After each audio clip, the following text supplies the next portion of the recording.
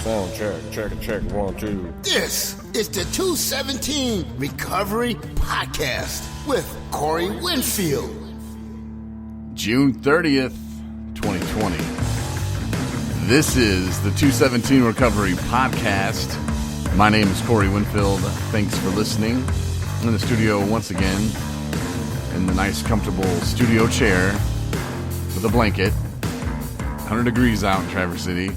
Marney Liston. Marney, what's going on? How you doing? I'm doing well. Glad that you're here today. Thanks. Things are going well. Yeah, things are going well. So we wanted to do the podcast a little bit earlier tonight, just for the fact that we are selfish people, or at least I am. And I was like, we can get the podcast, get it done, and move on and enjoy the rest of our night. Normally,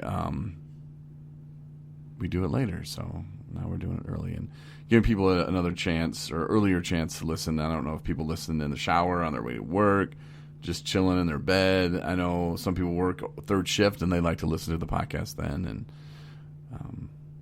so they got it early in case they want to take a shower or listen to it in bed tonight. So there you go. I did want to play a game with you. Uh-oh. I know.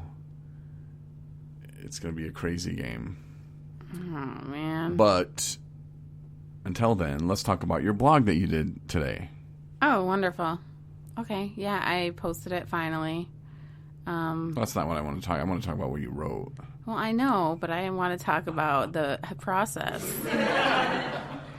No, it's good. I think the blog helps me. It's kind of a thing to, stuff that I think about on a daily basis or whatever. It's like journaling, I guess.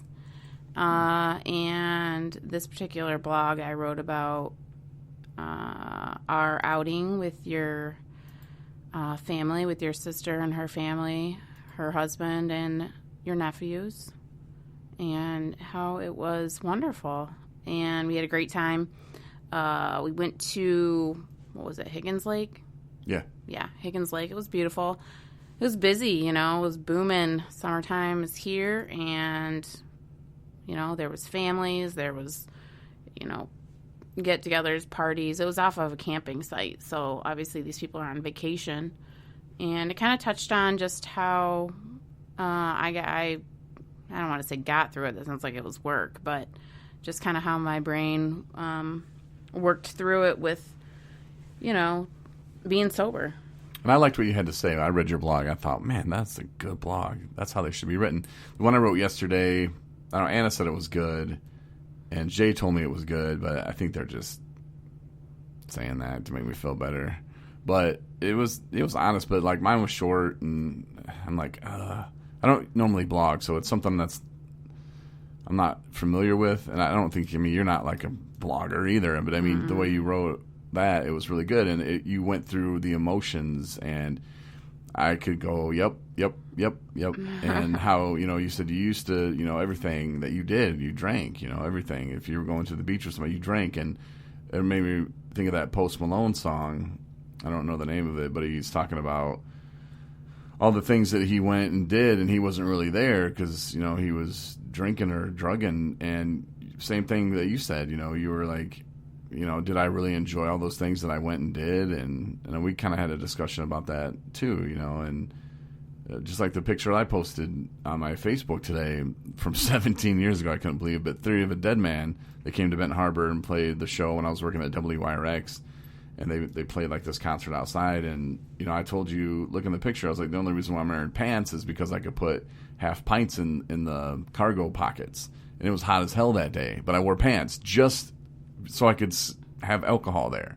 And you were like, that's sad. And I was like, yeah, well, that's what I did. Mm-hmm. And yeah, that is sad. And you were like, I thought you didn't drink on the air. And I was like, oh, I had an air shift for like 2 hours that day. And hey, we're broadcasting live. Come on out. But once that was over, it was our radio station event. I had to ride home. It was just. Yeah. And I say that when I said that's sad, I say that not as being judgmental. It's more so like, I remember that. I get that. It's like, isn't that sad? Like, that's who we were. I totally get it, yeah. And I hate being hot. Yeah. Most fat people do. But, you really wanted but that's what I would go through. I would go through being uncomfortable just so I Could have my drink there with me. You know, and then I'm sure they sold beer there. I was just way too broke. I couldn't buy the beer there, and yeah, it was much better time. But the things we did. Yeah, but back to your blog though, I like how that you went through that and you were honest and open, and that you did enjoy it. And it feels weird too. So if you're in early recovery and you're like, I'm gonna go do something like this, I wouldn't say go search out and try to do all the things that you used to do drunk, like NASCAR. I don't watch NASCAR anymore. Doesn't appeal to me. The only reason I did is because it was a reason to drink early on a Sunday morning when there wasn't football. So I'm like, yeah, I like NASCAR. I'd sit and it was only to drink. That's the only reason why.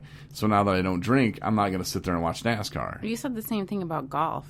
Yeah, same thing about golf. Like, I might try golf, but I'm not ready yet. I could love it at one point, but I do have 2 herniated discs in my back, and I don't know, when you swing and miss as much as I do, it hurts. It hurts so much when you miss. I don't know why. When you hit the golf ball, man, it feels glorious.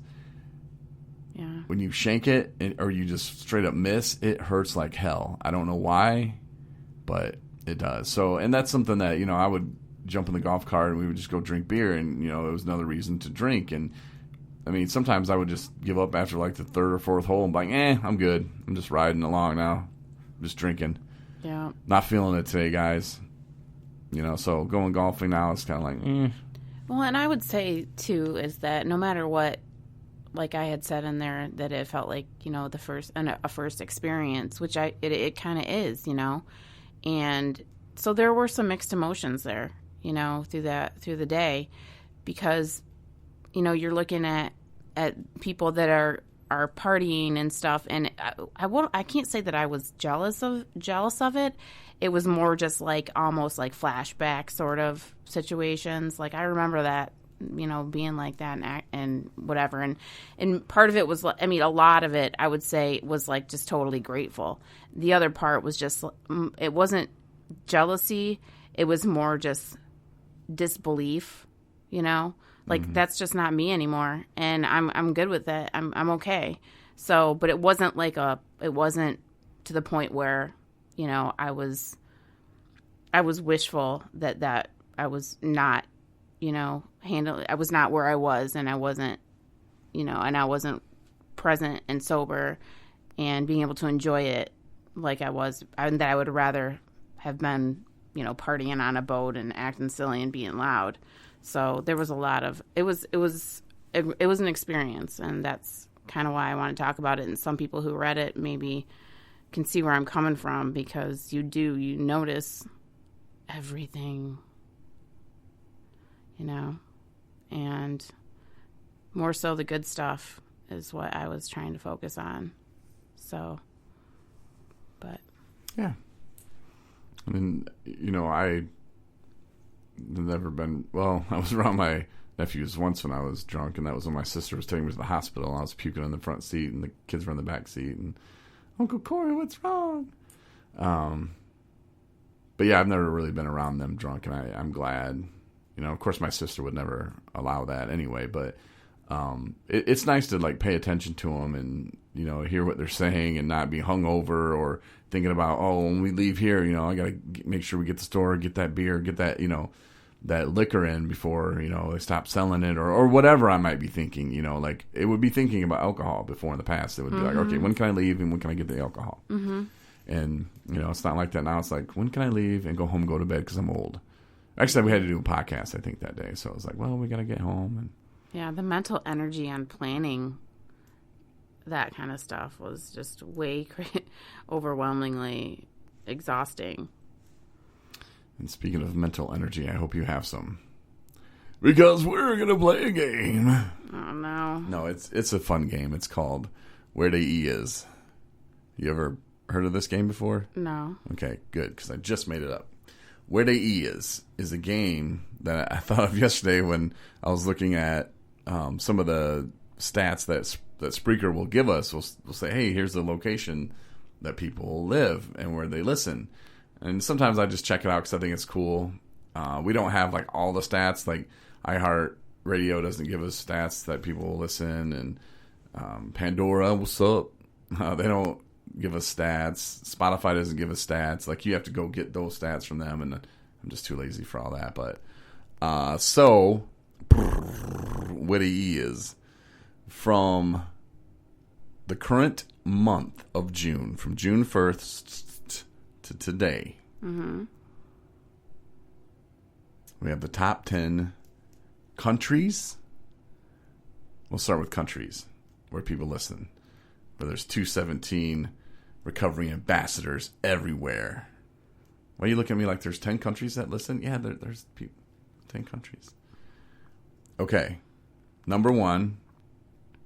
United States. You're so good at this. Number 2.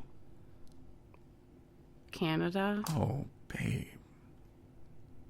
James Deere is pissed at you. Ireland. No. New Zealand. New Zealand, yes. New Zealand's number 2. Number 3 you're never going to get, so I'll just go down the list of these. United States, New Zealand. Number 3 is India. Canada's Really? number 4, don't you know? United India. Kingdom, Sweden. There's your Australia. The Philippines, France, and Brazil. And then there's like other is tied with the same amount of people listen from Brazil. So That's awesome. yeah, that's pretty cool. So the cities, this is going to be a shocker for you. From June 1st to June 30th. There's 10 cities. What do you think's number 1? Well, I'm hoping it's probably Why don't you throw out cities and I'll just tell you what number they are. Boyne City. Boyne City, not in the top 10. Really? Traverse City? Traverse City's number 2 Okay. at 17.45%. Charlevoix. Not in the top 10. Ann Arbor. Not in the top 10. Oh my gosh. Grand Rapids. Not in the top 10. Really? I suck at this game then. Yeah. Let me see. There's only 1, 2, 3, 4 of the top 10 are in Michigan. You've already guessed one, Traverse City. I don't think you even... I don't look at these stats ever. Okay, so Chicago? Chicago is 1, 2, 3, 4, 5th. Okay. Okay, so there we go. So who's first, third, and 4th? Is Detroit in there? No. Really? Yeah. I'll give you the Michigan cities then. Okay. All right, number 2 is Traverse City. Number 10 is St. Joseph, Michigan. Okay. Okay, my old stomping grounds. Number 9 is Mattawan, Michigan. It's right outside Kalamazoo. And then Sault Ste. Marie Oh, fantastic. is at number 8. So, leaves us some cities. That's neat. No, just tell me. I don't want to Okay, guess. you'll never guess number 1. No. 'Cause- Washington. Really? Virginia. Wow. Yeah, that's number 1 this month. Then number 3 is St. Paul, Minnesota. Number 4, Hot Atlanta. Nice. And 5, like I said, is Chicago. 6 is Eden Prairie, Minnesota. And 7 is New York. And then I told you 8, 9, and 10 already. So, And that's just from June. You want to go back all time and play? You're like, no, this game sucks. Well, how about we say shout outs to everybody who's listening wherever you are? Yeah. That's awesome. Appreciate that. Yeah, and there's like other in cities is 40. It's like 50% pretty much like other cities. So, I mean, those are just the top 10. So, yeah, that's kind of cool. And we'll play this game again some other time because Okay. I could go through this and we could just spend the whole podcast talking about Right. you guessing wrong on cities. For something that I've never looked at before. Right. Yeah. And yeah, I know our biggest 217 recovery ambassador, Kevin's like, what the hell, man? St. Louis isn't on there? Kevin, this is just from this month. You got to pick up your game, bro. You know? When hanging out with the kids. I talked to Courtney from Skywood Recovery, and she was like, I haven't listened to a podcast in a long time. And, ever since the COVID, and I got the kids around, and your podcast, I don't really know if I can play it around them sometimes. And it's just like, when I'm in my car, I love it. But if I can't get alone in my car, and so I'm surprised they're